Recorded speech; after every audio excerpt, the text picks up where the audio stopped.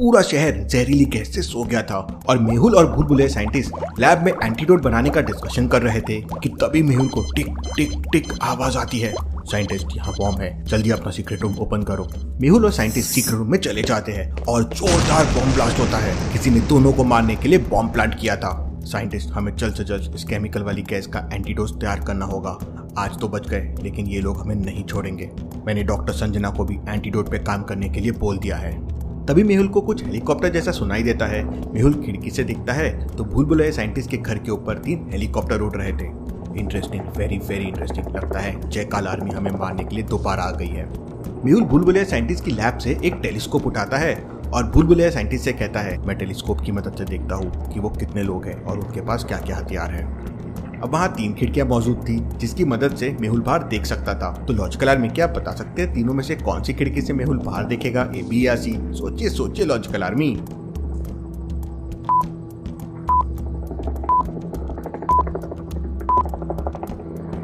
ध्यान से देखिए, पहली खिड़की के ऊपर कोई भी छज्जा नहीं है और अगर मेहुल यहाँ से झांकेगा तो वो जयकाल आर्मी को दिख जाएगा और उस पर फायरिंग हो सकती है। दूसरी और तीसरी खिड़की में छज्जा मौजूद है, लेकिन तीसरी खिड़की के बगल में एक बहुत बड़ा पेड़ लगा हुआ है और जयकाल आर्मी का हेलीकॉप्टर पेड़ के पास आ नहीं सकता और हेलीकॉप्टर से पेड़ के नीचे देखना मुश्किल भी होगा। तो पेड़ के पीछे वाली खिड़की से देखना मेहुल के लिए सबसे आसान और सबसे बेस्ट होगा। मेहुल तीसरी खिड़की में टेलीस्कोप लगाता है और तीनों हेलीकॉप्टर्स को ध्यान से देखता है तो देखता है कि बहुत सारे लोग गन लेकर तैयार थे और हेलीकॉप्टर के अंदर जयकाल का राइट हैंड सूर्या भी मौजूद था। Interesting, very very interesting. Jaikal का राइट हैंड सूर्या हेलीकॉप्टर के अंदर है, मुझे कुछ करना होगा। सूर्या भी मेहुल को देख लेता है। अरे, ये तो अब तक जिंदा है। मेहुल भूल भुलैया साइंटिस्ट से कहता है, मुझे एक हथियार चाहिए ताकि जयकाल आर्मी का सामना कर सकूं। भूल भुलैया साइंटिस्ट तुरंत अपनी लैब से मेहुल को 2 स्पेशल रिवॉल्वर देता है। दोनों रिवॉल्वर की बुलेट ब्लास्टिंग वाली बुलेट थी, मतलब टारगेट में लगने के बाद बुलेट ब्लास्ट हो जाती है। अचानक जयकाल का राइट हैंड सूर्या और जयकाल आर्मी भूल भुलैया साइंटिस्ट के घर के ऊपर फायरिंग करने लगते हैं। अब मेहुल के पास घर से बाहर जाने के लिए वही 3 खिड़कियां मौजूद थी। मेहुल एक एक करके तीनों खिड़कियों से नीचे देखता है। तो लॉजिकल आर्मी, क्या आप बता सकते हैं कौन सी खिड़की से मेहुल नीचे कूद सकता है, ए, बी या सी? सोचिए सोचिए लॉजिकल आर्मी और मुझे आपका आंसर कमेंट करके बताएं।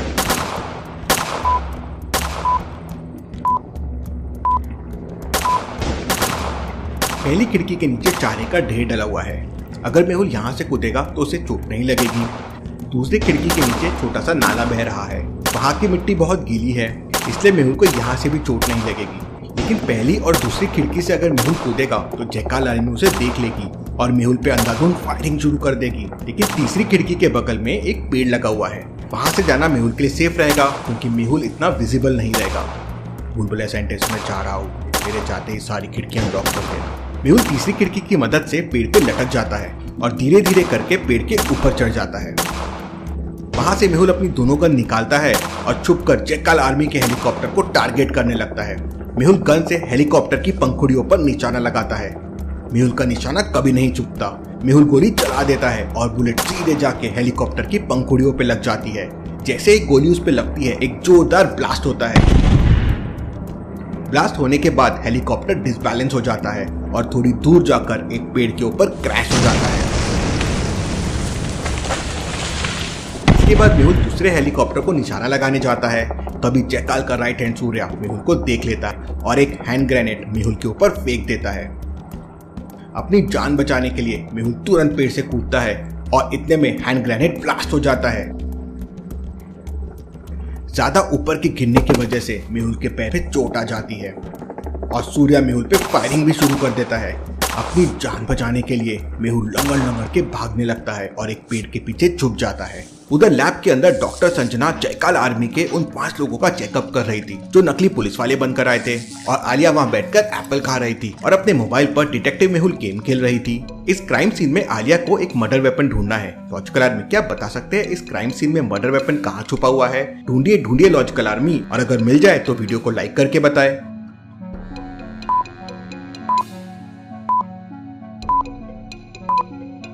मर्डर वेपन यहाँ छुपा हुआ है, इसमें खून लगा हुआ है और डेड बॉडी में भी खून है। आलिया अक्सर अपने डिटेक्टिव स्किल्स को इम्प्रूव करने के लिए डिटेक्टिव मेहुल गेम खेलती है। आप भी अपने स्किल्स को इम्प्रूव करने के लिए डिटेक्टिव मेहुल गेम डाउनलोड कर लीजिए। फिर डॉक्टर संजना आलिया को एक इंजेक्शन देती है जो 5 ml का है और 8 आवर्स के लिए इंसान को सुला देता है। डॉक्टर संजना पांचों को 16-16 घंटे के लिए बेहोश करने का प्लान बनाती है। लॉजिकल आर्मी उन पांचों को 16 घंटे के लिए सुलाने के लिए कितने इंजेक्शंस लगेंगे, सोचिए और मुझे आपका आंसर कमेंट करके बताएं।